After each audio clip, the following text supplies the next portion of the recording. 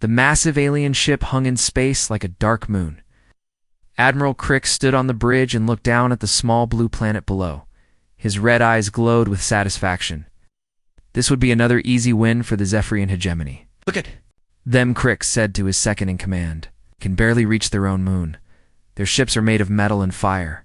Primitive. The Zephyrians had destroyed 17 star systems in the past 50 years. Each time it was the same story.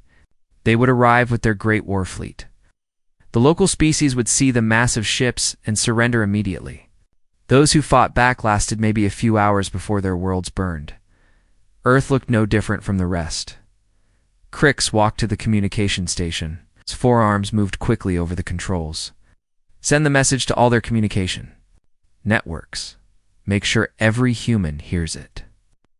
The message went out across every radio, television, and computer on Earth. It came in perfect English. Chinese, Spanish, and dozens of other languages. The translation computers on the alien ships had been busy, people of Earth. You are now part of the Zephyrian hegemony. Your governments must surrender within 24 hours. Your military forces must stand down. If you refuse, we will destroy your cities one by one. This is your only warning. In the Pentagon, General Jake Morrison stared at his computer screen. The message had appeared on every device in the building at the same time. Around him, officers and technicians scrambled to understand what was happening. Sir, we have visual confirmation, said Colonel Amy Davis. She pointed to the main screen where satellite images showed the alien fleet. 12 enormous ships floated just past the asteroid belt. Each one was the size of Manhattan. How many ships? Morrison asked. 12 large vessels, 47 smaller ones, and over 200 fighter craft, Davis replied. Sir, each of those big ships has enough firepower to level a continent. Admiral Lisa Carter entered the room. Her face was pale but determined. Jake, I just got off the phone with the president. He wants all department heads in the Situation Room in 30 minutes. Morrison nodded. What about the other nations? Russia, China, Britain, France, India, and Israel are all on high alert. The UN Security Council is meeting in emergency session. Air Force General Rick Barnes joined them. I have F-22s scrambling from every base on the planet. Not that they can reach those ships, but we need to do something. The three military leaders looked at each other. They had trained for many threats, but not this. The United States military was the most powerful on Earth, but it was built to fight other humans. These aliens had technology that was centuries ahead of anything humans possessed, or so it seemed, in a bunker deep beneath Cheyenne Mountain. Dr. Helen Knox watched the same satellite feeds. Unlike the Pentagon officials, she was not surprised. She had been waiting for this day for 30 years. Ma'am, we have confirmation from all sites, said Lieutenant Commander Steve Taylor. Phoenix Squadron is ready for launch. Knox nodded. Contact Moscow, Beijing, London, Paris, New Delhi, and Tel Aviv. Tell them Project Damocles is now active. Taylor's eyes widened. Project Damocles was so classified that fewer than 50 people on Earth knew it existed. Yes, ma'am. Jai. Contact the Pentagon? Not yet. Let them think we're helpless for a few more hours. 200 feet underwater in the Pacific Ocean, Captain Alina Rodriguez received a coded message on the USS Leviathan. The submarine was officially listed as a research vessel. In reality, it was one of 12 identical ships stationed around the globe. Captain, we have a flash override message, said Lieutenant Paul Graham. Rodriguez read the message twice. After 30 years of hiding, it was finally time. All hands to battle stations. Prepare for emergency surface. Around the world, similar scenes played out. In the Sahara Desert, what looked like a research station began opening massive doors. The Arctic ice, powerful engines warmed up beneath the snow. In the mountains of Colorado, Dr. Knox watched as her life's work prepared to save humanity. The aliens had made one critical error. They had studied human history and seen the wars, the conflicts, the divisions between nations. They assumed humans were weak because they fought each other. They were about to learn that humans fought each other to stay sharp for bigger threats. President Squat Daniel Hayes sat in the White House Situation Room with leaders from around the world on video screens. The Russian president spoke first. "Mr. President, our satellites confirmed 12 large alien vessels. They have not yet entered weapons range, but they will reach Earth orbit in 14 hours. The Chinese premier nodded. "Our analysis suggests their ships use some form of plasma-based weapons. Our current defenses would be useless." The British Prime Minister leaned forward. "Perhaps we should consider their offer. Surrender might save lives." Hayes shook his head. "Surrender is not an option. These aliens have destroyed 17 other worlds. They don't want to rule us. They want to replace us." The French president spoke up. "Then what do you suggest?" "Our combined militaries cannot fight ships that large." Hayes looked at each leader on the screen. "There is something you need to know. Something we have kept secret for 3 decades. On the alien flagship, Admiral Crix received reports from his scout ships. The humans were moving their primitive military forces into position. Fighter jets took off from bases around the planet. Naval vessels left their ports, ground forces mobilized. Pathetic, Crix said. Their weapons cannot even reach us in space. Begin the descent. We'll destroy their major cities first. That usually convinces them to surrender." His tactical officer, a young Zephyrian named Vex, looked worried. "Admiral, our intelligence shows they have nuclear weapons. Should we be concerned?" Crix laughed. "Nuclear weapons? We conquered the Alterons, and they had fusion bombs. We destroyed the Kepler colonies, and they had antimatter missiles. These humans have barely learned to split atoms.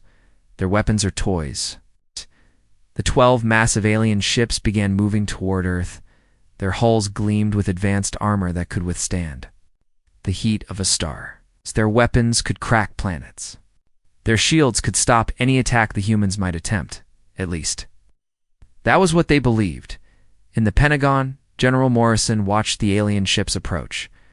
14 hours until they reached firing range. God help us all. He had no idea. That help was already on the way. Deep beneath the Earth, humanity's greatest secret was preparing to reveal itself. The aliens thought they were attacking a primitive species that barely knew how to leave their own planet. They were about to discover that humans had been preparing for this war since the day they first looked up at the stars and wondered if they were alone. The answer was no, they were not alone. And that was exactly the problem. The countdown to humanity's survival had begun. President Hayes looked at the world leaders on the video screens. Each face showed fear and confusion. They had 6 hours before the alien ships reached Earth. It was time to tell them the truth. "What I am about to tell you must never leave this room," Hayes said. In 1962, during the Cuban Missile Crisis, something happened that we never told the public. Our radar detected an object moving faster than any known aircraft. It stayed for 3 minutes, then vanished. The Russian president frowned. "We detected the same object. We thought it was yours." "It wasn't ours," Hayes replied. "We realized that day that we were not alone. And if there were others out there, they might not be friendly. So we made a decision. All of us together." The Chinese premier sat forward. "What kind of decision?" Pressed a button on his desk. The wall screen changed to show a map of the world with dozens of red dots. "We created Project Damocles. Every major power contributed. We built weapons and ships in secret. We prepared for this day."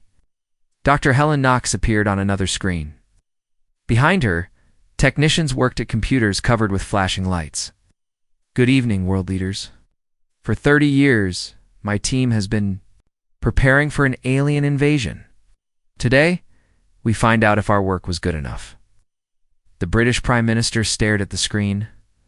"What exactly did you build?" Knox smiled coldly. "We built ships that can fight in space. We built weapons that can destroy targets moving at light speed, and we built them in numbers that would surprise you." In the Sahara Desert, sand began falling away from what looked like a research station. Beneath the surface, a massive hangar. Door opened. Inside, sleek black ships waited in perfect rows.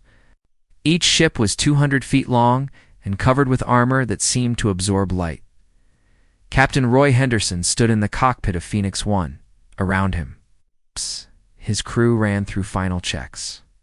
They had trained for this mission their entire careers, but had never been sure it would actually happen.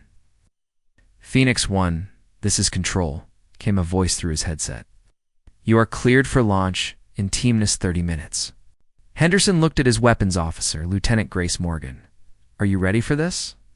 Morgan checked her displays. All weapon systems are green. Fusion drive is stable. Sir, are we really going to fight aliens? We're going to stop them. Henderson replied, just like we trained. Similar conversations were happening in 11 other locations around the world. In the Arctic, Phoenix 2 emerged from beneath the ice. In the mountains of Tibet, Phoenix 3 lifted off from a hidden base. Ships rose from the ocean floor, from underground bunkers, from facilities that had never appeared on any map. The aliens had no idea what was heading toward them. Admiral Crix watched Earth grow larger on his main screen. His fleet moved in perfect formation, just as they had done 17 times before.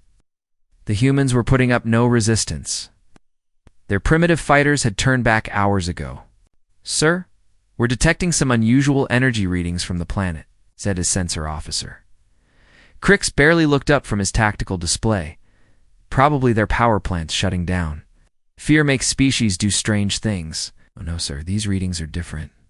They're coming from 12 different locations. They're very powerful. Now Crix paid attention. He walked to the sensor station and looked at the readings. The energy signatures were unlike anything in their database. What could generate this much power? Unknown, sir? But whatever it is, it's getting stronger. On Phoenix 1, Captain Henderson felt the massive acceleration as his ship broke free of Earth's atmosphere. The fusion drive pushed him deep into his seat, but he had trained for this. Behind him, his crew worked calmly despite the crushing force. Phoenix 1 is clear of atmosphere, Henderson reported. Beginning intercept course. Roger, Phoenix 1. Phoenix 2 through Phoenix 12 are also clear. You have command of the squadron. Henderson looked at his tactical display. The alien ships were 11 minutes away at current speed.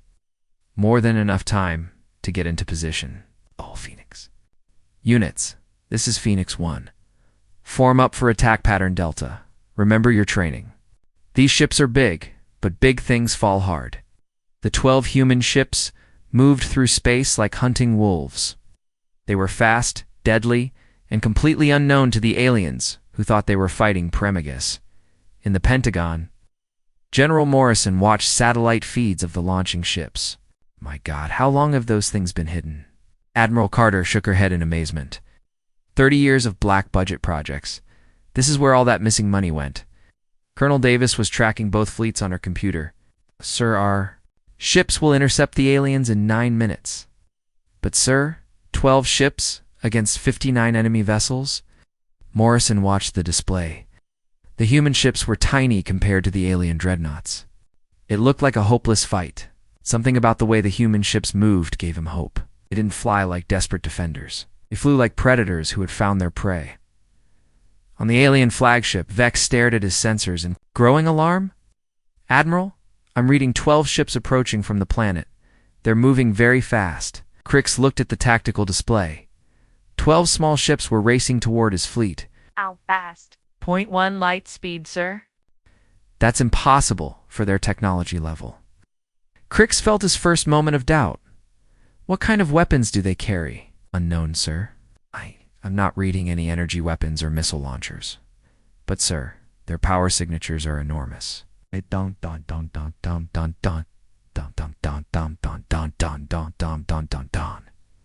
The alien admiral studied the approaching human ships. They were sleek and fast, but very small. Each one was barely the size of a shuttlecraft compared to his dreadnoughts. They must be some kind of suicide attack. Prepare point defense systems. What Admiral Crix didn't understand was that humans had spent thousands of years learning how to kill things much larger than themselves. They had hunted mammoths with spears, killed whales with harpoons, and brought down giant predators with traps and teamwork. The aliens were about to become the latest. Entry on humanity's hunting. Record Captain Henderson watched the alien fleet grow larger on his screen. The enemy ships were massive, but they moved slowly and in predictable patterns. Perfect targets. Phoenix Squadron, this is Phoenix 1. Target the lead ships first. Remember, one shot, one kill. We don't get a second chance. Phoenix 2, Roger. 3, standing by. One by one, all 12 ships confirmed they were ready. Henderson looked at his weapons display. The tungsten rod in the magnetic launcher was ready to fire. When accelerated to 1/10 light speed, it would hit with the force of a nuclear bomb. The aliens had shields designed to stop energy weapons and missiles. They had never faced a solid projectile moving at relativistic speed. Firing solution locked, reported Lieutenant Morgan. Target acquired. Henderson took a deep breath. Everything humanity had worked for came down to the next few minutes. All units, prepare to fire on my mark. 3, 2, 1. Mark. 12. Weapons fired simultaneously. 12 tungsten rods accelerated to impossible speeds. The war that was supposed to last days was about to end in minutes. The aliens never saw it coming. The tungsten rod from Phoenix 1 struck the alien dreadnought Worldbreaker at exactly 14:23 GMT.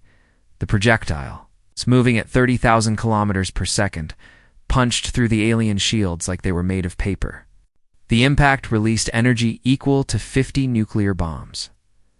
Admiral Crix watched in horror as his sister ship split in half. Metal and plasma sprayed into space as the massive vessel broke apart. "What just hit us?" he screamed. "Unknown projectile."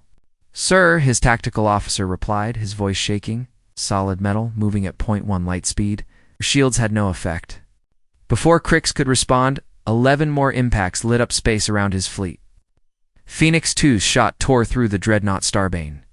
Phoenix 3's tungsten rod punched completely through the Void Crusher, leaving a hole 50 meters wide. One by one, the pride of the Zephyrian fleet began to die. "All ships, emergency, evasive maneuvers," Crix shouted into his communicator. "Return fire immediately." The alien destroyers turned their plasma cannons toward the small human ships. Beams of superheated gas lanced through space, each one capable of melting a mountain. But the Phoenix Squadron had been built for this moment. Captain Henderson rolled his ship hard to the left as a plasma beam passed inches from his hull. "Too slow," he muttered. The alien weapons were powerful, but they moved at the speed of light. The human ships could see them coming and dodge. "Phoenix 1, this is Phoenix 7, came Captain Jennifer Walsh's voice over the radio. "I count 3 destroyers moving to flank us." "Roger, Phoenix 7, Phoenix 4, and Phoenix 5. Break left and engage those destroyers. Everyone else, stay on the dreadnoughts." The battle became a deadly dance in the void of space. The human ships were tiny compared to their enemies, but they moved like fighters against giants. Every turn, every acceleration, every shot had been practiced thousands of times in simulators. Lieutenant Grace Morgan locked onto their second target. "Phoenix 1, I have a firing solution on the Doomhammer. Take the shot." Another tungsten rod launched from the magnetic rails. The Doomhammer tried to turn away, but the projectile was already moving too fast. The rod struck the alien ship's engine section and tore through its fusion reactor. The dreadnought exploded in a ball of white fire that could be seen from Earth. On the alien flagship, Admiral Crix realized his fleet was being destroyed by an enemy he had completely underestimated. "How many ships have we lost?" 7 dreadnoughts destroyed, sir. 12 destroyers damaged or destroyed. The humans are using some kind of kinetic weapon we've never seen before." Crix looked at his tactical display. The human ships were everywhere, moving too fast for his gunners to track. Every few seconds, another tungsten rod would streak across space and punch through one of his vessels. "What about their fighters?" he asked. "Oh, those aren't fighters. Each ship has a crew of 6 and weapons that can destroy our largest vessels. They're some kind of advanced attack craft." The alien admiral began to understand that his intelligence had been completely wrong. These weren't primitive humans flying chemical rockets. These were apex predators who had been preparing for this fight for decades. Captain Roy Henderson checked his ammunition counter. Each Phoenix ship carried 12 tungsten rods. He had fired 4 and scored 4 kills. Phoenix Squadron, ammunition check. Phoenix 2, 8 rounds remaining. Phoenix 3, 7 rounds remaining. Phoenix 4, 9 rounds remaining. The reports came in quickly. The human ships still had plenty of ammunition, while the alien fleet was falling apart around them. Lieutenant Morgan called out, "I'm reading multiple alien ships trying to retreat." Henderson looked at his display. Several alien destroyers were turning away from the battle, their engines at full power. Let them go. Focus on the big ships. The human strategy was simple and brutal. Destroy the dreadnoughts first, then the destroyers, then the fighters. The aliens had brought a fleet designed to intimidate and destroy planets. The humans had brought ships designed to kill other ships. Phoenix 6, commanded by Captain Lisa Santos, found herself facing 3 alien destroyers at once. The enemy ships fired their plasma cannons in coordinated bursts, trying to box her.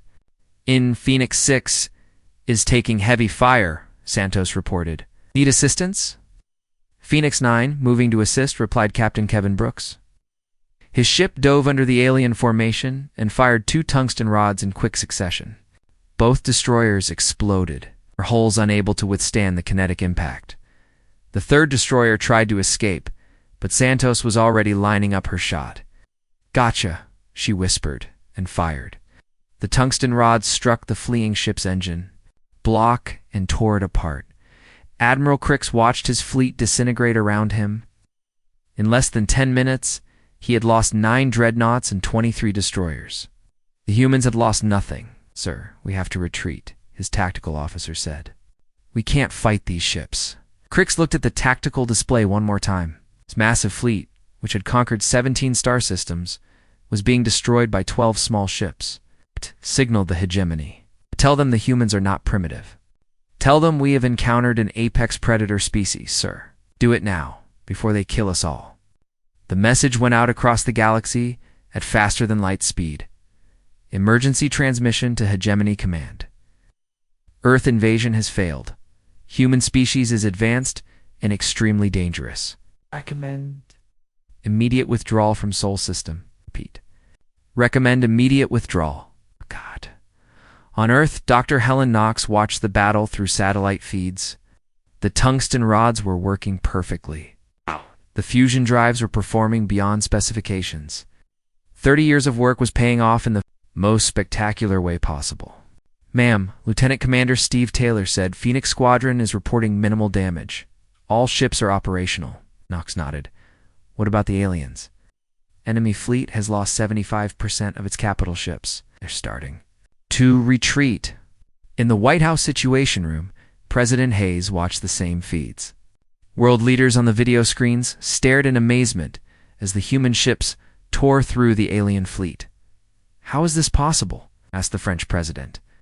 30 years of preparation, Hayes replied. "We knew this day would come, just didn't." "No win." The Russian president shook his head. "Your ships are destroying vessels 10 times their size." "Size doesn't matter in space," Hayes said. "Speed and firepower do. Our ships are both." Captain Henderson looked at his tactical display. The alien fleet was broken. Most of the dreadnoughts were destroyed or crippled. The destroyers were fleeing. The fighters had been wiped out. "Phoenix Squadron, this is Phoenix 1. The enemy is retreating. Do not pursue beyond the asteroid belt. Repeat, do not pursue." Phoenix 2, acknowledged. 8, Phoenix 3. Roger that. The human ships held their position as the surviving alien vessels limped away from Earth. The battle had lasted 14 minutes. In that time, humanity had announced itself to the galaxy as a species that would not go quietly into the night. Admiral Crix, his flagship damaged but still functional, sent one final message to Earth. "Human fleet, this is Admiral Crix of the is a free in hegemony. You have won this battle. We withdraw from your system. We will not return." The response came back immediately from Phoenix 1. "Admiral Crix, this is Captain Henderson of the Earth's Defense Force. Tell your people that Earth is protected. Tell them what happened here today. Make sure they understand." Crix understood perfectly. The humans had just demonstrated that they were not prey, they were predators, and they had been waiting for someone to threaten their world. The galaxy was about to learn a very important lesson about the third planet from Sol. The surviving Zephyrian ships limped away from Earth at maximum speed. Admiral Crix sat in his damaged command chair, staring at the tactical display that showed the wreckage of his once mighty fleet. 11 dreadnoughts destroyed. 39 destroyers gone. Over 200 fighters turned to space dust. Sir, we're receiving a priority message from Hegemony Command, his communications officer reported. Put it through. Supreme Admiral Vorth appeared on the main screen. His scaled face showed confusion and anger. Crix, what is your status? Our sensors show massive energy signatures from your fleet position. Supreme Admiral, the invasion has failed. The humans destroyed most of our fleet in 14 minutes. Worth's eyes widened. Impossible. Our intelligence said they were primitive, chemical rockets and nuclear weapons. Our intelligence was wrong, sir. They have ships that move at 0.1 light speed, use kinetic weapons that punch through our shields like they don't exist. Sir, these humans are not a primitive species. They are apex predators. The Supreme Admiral was quiet for a long moment. How many ships do you have left? 1 dreadnought, 8 destroyers, and 23 fighters. Sir, I recommend we abandon all operations in this sector. The humans must be classified as a classa. Threadvorth had conquered 47 star systems in his career. He had never heard Admiral Crix sound afraid before. Send me all battle data immediately. And Crix broadcast a warning to all hegemony forces. No ship is to approach the Sol system without direct authorization. The message went out across the Zephyrian communications network within hours. Every military commander, every scout ship, every exploration vessel received the same warning. Earth was now marked as a forbidden zone, but the news traveled much further than just Zephyrian space. On the trade station orbiting Proxima Centauri, Captain Zek of the Traders Guild read the emergency broadcast with growing amazement. The Zephyrians had been defeated by humans. The same humans who barely had faster-than-light communication technology. This changes everything, Zek said to his first officer. If the humans can destroy a Zephyrian warfleet, they're the new dominant species in this sector. Within days, the story spread across the galaxy. The Alterons, who had lost 3 colonies to Zephyrian attacks, celebrated in their crystal cities. The Kepler survivors, scattered across refugee camps, danced with joy. The mighty Zephyrian hegemony had finally met their match. On Earth, the Phoenix Squadron returned as heroes. Captain Henderson stepped out of Phoenix 1 to find thousands of people waiting at the hidden base in Nevada. Media crews from around the world filmed as the 12 ships landed. President Hayes addressed the nation from the White House. My fellow Americans and citizens of the world, 14 minutes ago our planet faced its greatest threat. In 14 minutes, our brave pilots ended that threat forever. Today we learned that we are not alone in the universe. We also learned that we are not helpless. The revelation of Project Damocles shocked the world. For 30 years, the major powers had secretly worked together to build humanity's space defense force.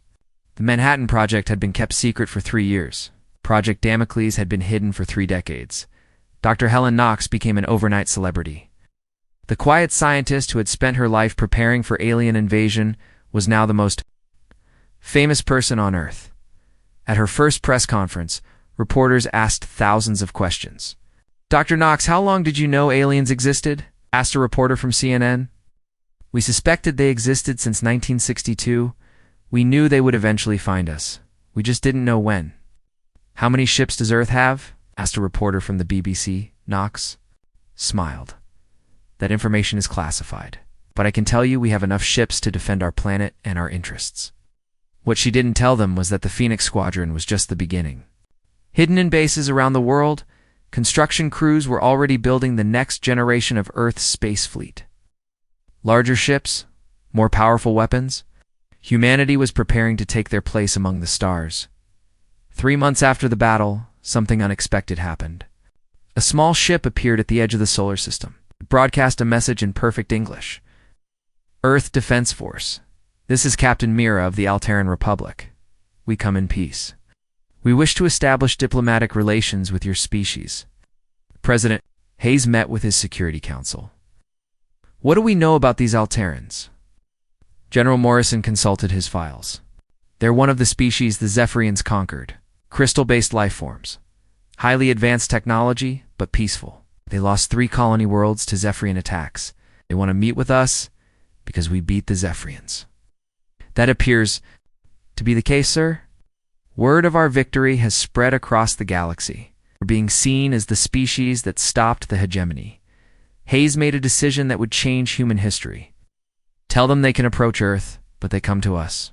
Not the other way around. And they come alone. The Alteran ship landed at Edwards Air Force Base in California. Captain Miro was 7 feet tall and made of living crystal that glowed with soft blue light. She spoke through a translation device. President Hayes, my people wish to thank you for what you have done. The Zephyrians have terrorized this region of space for centuries. You have shown them that they are not invincible, Captain Myra. We didn't fight the Zephyrians for you. We fought them for us. But we're glad our victory helped your people. We understand. That is why we wish to offer you something valuable. Information. We know the locations of 16 other species that have been attacked by the hegemony. We know their technologies, their weaknesses, their resources. This information could be very useful to a species planning to expand into space. Hayes looked at his advisors, then back at the crystal being. What do you want in return? Protection, an alliance. The Zephyrians will eventually return with a larger fleet. When they... Do we want to be on your side? Over the next 6 months, 17 different alien species made contact with Earth. Each one brought the same message. They had heard about the 14-minute battle. They wanted to be allies with the humans who had humbled the Zephyrian hegemony. Dr. Knox stood in her new office at Space Command headquarters and looked out at the construction yards. Dozens of new ships were taking shape. Some were larger than the Phoenix-class vessels. Others were designed for exploration rather than combat. All of them carried the message that humanity was ready to join the galactic community. Ma'am, Lieutenant, Commander Taylor said as he entered her office. We just received confirmation from Phoenix 12. The new base on the moon is operational. Knox nodded. And the Mars facility? Construction is ahead of schedule. We should have our first deep space shipyard operational within 2 years. Knox smiled. The aliens had awakened something they couldn't control. Humanity had spent thousands of years fighting each other, learning how to build better weapons, developing stronger technologies. Now they had a bigger playing field. Taylor, send a message to all our new alien friends. Tell them that Earth is forming the Soul Defense Alliance. Any species that wants protection from the Zephyrians is welcome to join. But they join as equals, not as subjects. Yes, ma'am. What about the Zephyrians themselves? Knox looked out at the stars.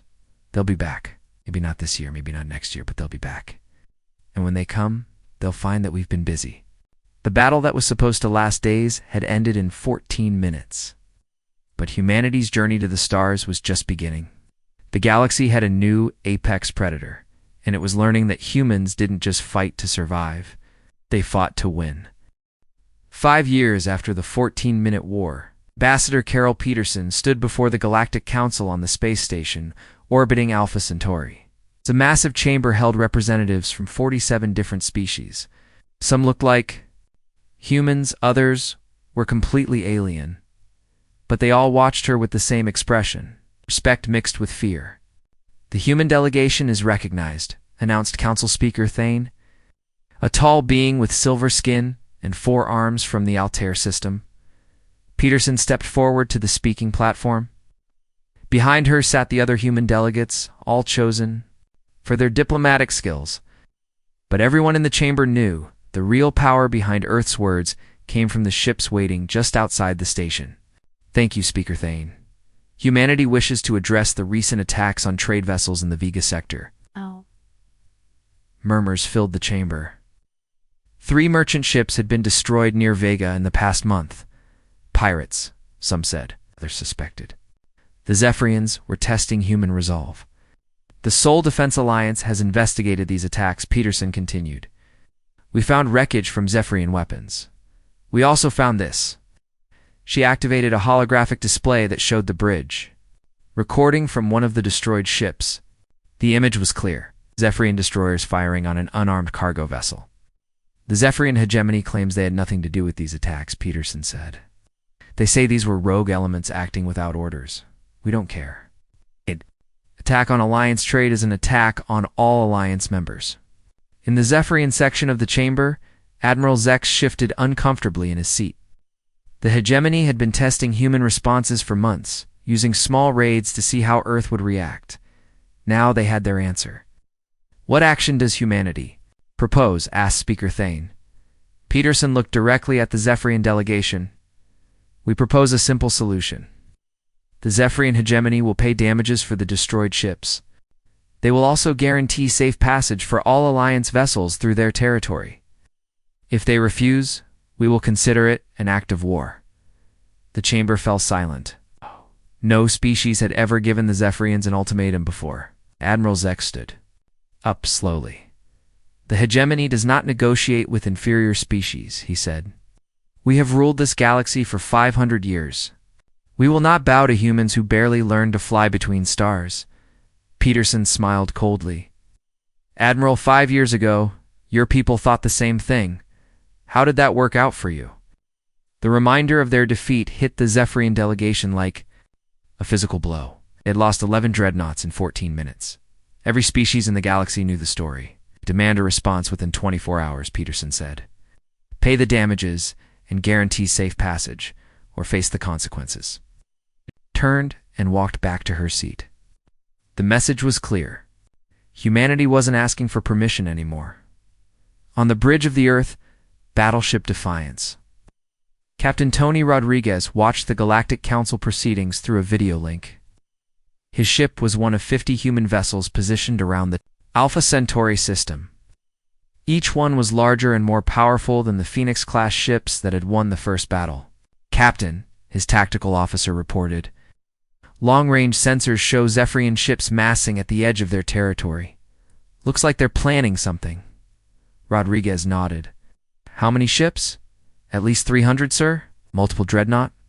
Classes, send the data to Earth Command. Prepare the fleet for combat operations.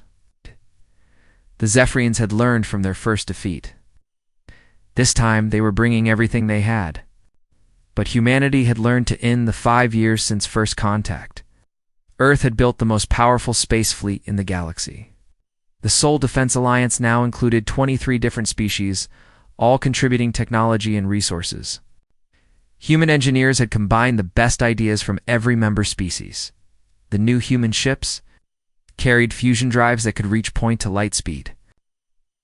Their weapons included not just kinetic rods, but also plasma cannons taken from captured Zephyrian ships, energy shields developed with Alteron crystal technology, and quantum torpedoes designed by the brilliant scientists of Kepler Prime. Dr. Helen Knox, now Director of Space Command, sat in the war room beneath Cheyenne Mountain. Around her, displays showed the positions of every human ship in known space. She had spent 40 years preparing for war with aliens. Now she was preparing for the second one. Ma'am, Lieutenant Colonel Barry Wright reported, the Zephyrians have rejected our ultimatum. They're mobilizing their entire fleet. Knox wasn't surprised. How long until they reach Alliance space? 6 days at their current speed. They're bringing everything, ma'am. Over 800 ships. Knox looked at the tactical display. The Zephyrian fleet was massive, but it was also their entire military. If humanity could destroy it, the hegemony would be finished forever. Signal all Alliance fleets. Operation Linebacker is now active. Operation Linebacker was humanity's plan for total war against the Zephyrians. Every human ship, every Alliance vessel, every orbital defense platform would coordinate in one massive battle. The goal wasn't just to win. It was to end the Zephyrian threat permanently. Captain Henderson, now Admiral Henderson, commanded the human fleet from his flagship Retribution.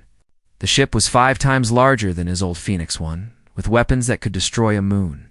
Around him, 200 human vessels waited in perfect formation.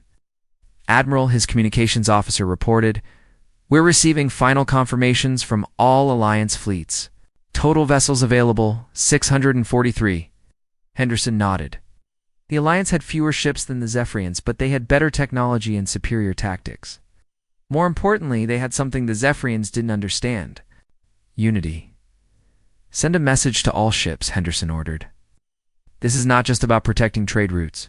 This is about showing the galaxy that bullies and conquerors have no place among civilized species. Today, we finish what they started 5 years ago." The second battle began near the gas giant Kronos, halfway between Alliance and Zephyrian space. Unlike the first fight, this one lasted 3 hours. When it was over, the Zephyrian hegemony had ceased to exist as a military power. Admiral Zex, his flagship crippled and burning, sent his final transmission to any Zephyrian ship still capable of receiving it. "All ships, retreat immediately. Do not engage the human fleet. Repeat, do not engage. They are too strong." Of the 800 ships the Zephyrians brought to battle, fewer than 50 escaped. The rest were destroyed, captured, or crippled. Beyond repair, humanity had not just won another victory. It eliminated their greatest enemy. Ambassador Peterson stood before the Galactic Council once again 3 months later. This time she wasn't asking for anything. She was making an announcement. The Sol Defense Alliance extends an offer of membership to all peaceful species. We promise protection from aggressors and fair trade agreements. We ask only that member species respect the rights of others and contribute to mutual defense. She paused and looked around the chamber. We also offer the same chance to former Zephyrian territories. The age of conquest is over. The age of cooperation has begun. Speaker Thane nodded slowly. "And what of species who refuse this offer?" Peterson's expression hardened. "Then they can explain their reasons to our fleet commanders. But I suggest they choose carefully. Humanity doesn't make the same mistake twice."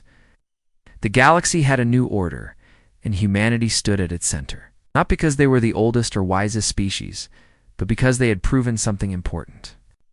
When push came to shove, humans didn't back down. They pushed back harder. The war that was supposed to last forever had ended in 5 years. The species that was supposed to be primitive had become the dominant power in their region of space. And somewhere in the depths of space, other alien empires were learning a very important lesson. Earth was no longer just another planet. It was home to the apex predators of the galaxy, and they were very good at what they did.